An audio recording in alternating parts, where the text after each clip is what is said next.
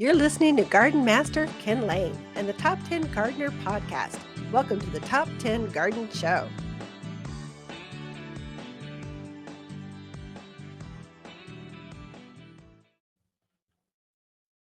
And we are back with Lisa Lain in the studio. She comes each week with your garden questions. Just what are your neighbors asking? What are they thinking about? What's going on in their yards or their homes or their gardens? And so we try to share that and impart those over the airwaves of, well, the Southwest. So actually anymore, we've got listeners in New Zealand, England. Why? It's Spotify and Apple. You gotta love those two. They make us famous on the Are internet. we that entertaining? There's no business like show business like no business. Maybe we shouldn't sing. Maybe we should just impart some garden advice. So, how was your Thanksgiving? Oh, I don't know. I was with my girlfriend, and she and I had a great time. How was your? Mine was very quiet. We went to Texas. We went to together, just so those that his first time they tuned in. We're married for like ever. We're in a business together forever. We're business partners, radio hosts, forever.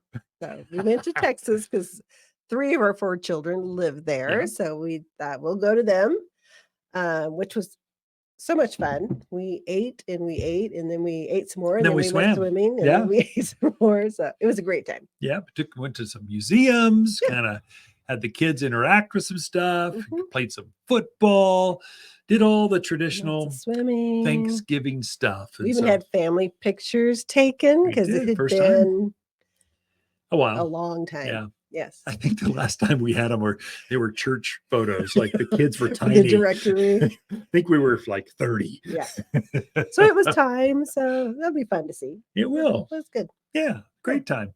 I would do it again. So what we do is we like getting together. It's just as the families disperse across the country, it's harder to get together. And so we usually buy a very nice We rent a nice Airbnb or VBRO house, and it's got to have a pool. Yes. I've had that every One time. requirement. And it's got to be big because there's multiple families.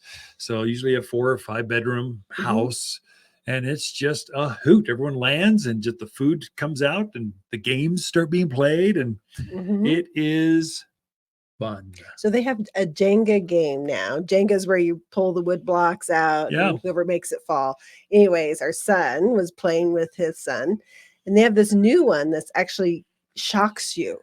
So it plays this music, and you have to pick your piece and move it before time. There's a certain time allotment. And if you don't move it, it will shock you. They're like, yeah, you want to play? And I said, there's not a chance in the world I'm going to play that game. Thank you very much. Those with heart issues or pacemakers, not a game for you. But it was fun watching them. It was fun watching all the kids going. Getting shocked. So Farkle, all kinds of games. All kinds of games. So we're game people. Okay, so that's enough of our Thanksgiving because everyone's going, but let me share about mine. Really, it's about gardening. They're tuned in for teach me something. I want to grow better plants. How do I get rid of gophers? Are you done? No. Once I go into those voices, no. I know. So Jeff is in Prescott. He has a very natural native yard. He has yuccas and bear grass and just native grass, things like that in his yard. His landscaper recommends cutting everything back. And he wants to know, do you cut back those native things? The bear grass, the yuccas, what do you do with them? Yeah. And but since they are so native, his other question is, do I really need to worry about watering through the wintertime? Yeah. So if it's truly native, no, you probably don't have to water. It'll keep them healthy if you give them a spot. You spit on them every once in a while. But if they're planted, that is, you bought them from the nursery, put them in the ground, especially if they're newer, it is beneficial to water them. Now, going back to his landscaper, pruning, how to cut them back. This is a blunder that a lot of new landscape maintenance folks do. They whack them, they treat them like grass. It's a bare grass, but it's not truly a grass. It's not like pampas grass that you cut back. It's not like deer grass that you come back. Zebra grass, you cut that back. Fescue, you cut that back. But bear grass, you don't. It looks like a yucca. And the flower in it, it's like a white flower that kind of hovers across, gets about hip high, and it grows wild out in those valley areas. So Paulden, Chino Valley, Prescott Valley, Dewey, all those, that huge valley areas, and lower. It goes down the Cottonwood, Camp Verde, Sedona areas. You'll see this tall grass about hip high and has white flowers on it. You prune back the flower, and that's it. The grass, if you were to treat it like grass and cut it back to like ankle high, it would take years. If it didn't kill it, it would take years to recover. Don't let your landscapers do that to you. Same with yucca. Yucca is not a grass. It has this grass look to it, and the flowers can come up. There are different types of yuccas. There's lots of them, lots of native ones. So from banana yuccas to red yuccas, you prune back the flower, and that's it. You don't prune back the foliage. You keep it intact. You might fertilize it when they're done, so that'll bring out even more flowers next spring. You get bigger, stronger, brighter flowers. If you care for it at all, it will be healthier. But don't let them prune back. It'll take years to recover from that. Agaves, first of all, they're going to bite you because they got these thorns on them. So you generally don't want to get too close to an agave, or the other name is century plant. But you don't prune those things back. They would probably die if you did that. There might be some pups come off the side, but natives, you generally give them a haircut, maybe. And that's it.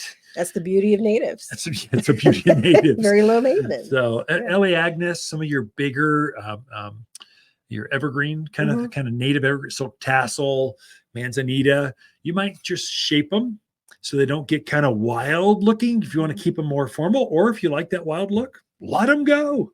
That's their natural form. So there you go, Jeff. You now informed.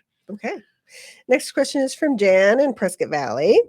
She says where she used to live, it had much warmer winters, and she would buy several amaryllis bulbs, grow them in the house for Christmas, and then she would put them outside. Her question is, can she do that in our area? Yeah, and Jan, so no.